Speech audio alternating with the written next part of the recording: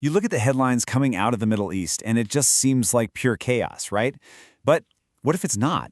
What if all that tension between the US, Israel, and Iran is actually a high-stakes game of chess? A game where every single move is calculated. And the stakes? Well, they couldn't be higher. And that right there is the big question we're tackling today. Is it chaos, or is it a calculated game being played out in the shadows?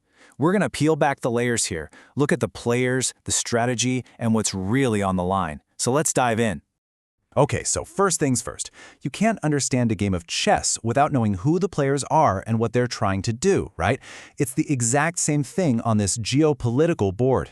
Let's break down the key players and their core motivations. And this table, it really lays it all out, nice and clear. For the United States, it's all about keeping the region stable. Why? To protect their influence and, of course, the flow of energy. Their biggest fear? A nuclear bomb messing all that up. Now, for Israel, it's much more personal. It's about sheer survival, their national security.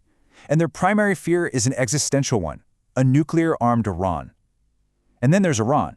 You have to remember, their modern history is shaped by the '79 revolution and a deep distrust of foreign meddling.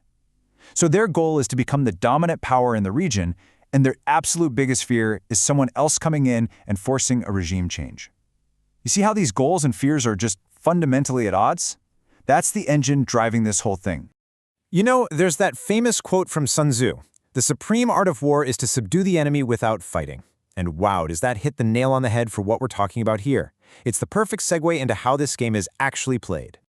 So, let's talk about the strategic moves. How is this game really being played? Because I guarantee you, it's not what you're probably picturing.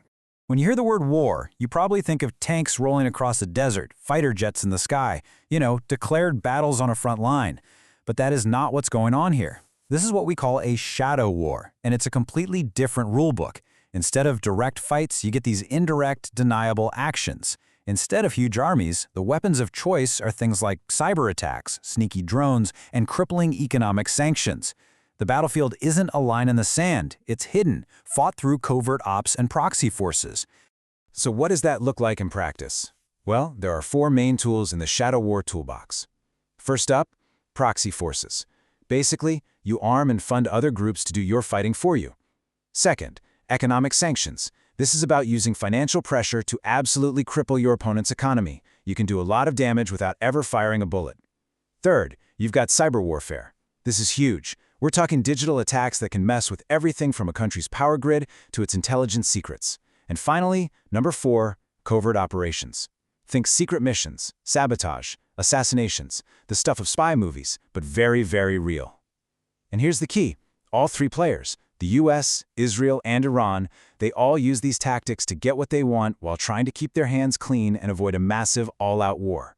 Okay, so with all these moves being made in the shadows, you have to ask, who's winning? And maybe more importantly, what's the real cost of playing this game? Let's talk money first. Look at this number, over $150 billion. That's the estimated hit to Iran's economy just from international sanctions over the last decade. That is a staggering amount of money, and it just goes to show you how powerful economic warfare can be. Now, on the flip side of that coin, take a look at this. $3.8 billion. That's how much military aid the US gives Israel every single year. It's a huge, ongoing financial commitment, and it's what allows Israel to keep its military advantage in a very tough neighborhood. So yeah, the financial cost of this standoff, for everyone involved, is just immense.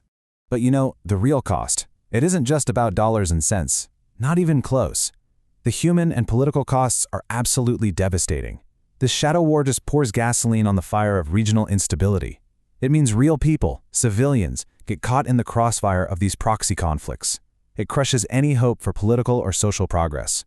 And maybe the scariest part of all, every single move, every cyber attack, every drone strike, it pushes us all one step closer to an accidental escalation. One mistake could trigger a much, much bigger war. So you might be thinking, if the costs are so high for everyone, why do they keep playing? And that brings us to a really important idea: strategic stalemate. It's exactly what it sounds like. It's a standoff, a situation where neither side can land a knockout punch, but at the same time, neither side is willing to concede. So what you get is this endless state of tension, This constant, low-level conflict where the main goal isn't to win, it's just to make sure the other guy doesn't. So, what's the end game here? Where does all of this lead? Let's talk about the next move on the board. And this is really the heart of it. The board is set in this incredibly tense, fragile balance. It's like everyone's on a high wire. Every move is just a reaction to the last move, a counter for every punch. It creates this dangerous equilibrium, and it is so fragile. One slip, one miscalculation by any of the players, and the whole thing could come crashing down. And the consequences of that, they'd be catastrophic, not just for the region, but for the whole world. So, I'll leave you with this final thought. In a game like this, a game with no clear winners, where the costs just keep piling up for everybody, maybe the real question isn't what's the next move. Maybe the real question is who's going to be the first to try and change the rules of the board entirely? Who's going to be bold enough, or maybe just desperate enough, to flip the whole game over? And that, well, that's the question nobody has an answer to yet.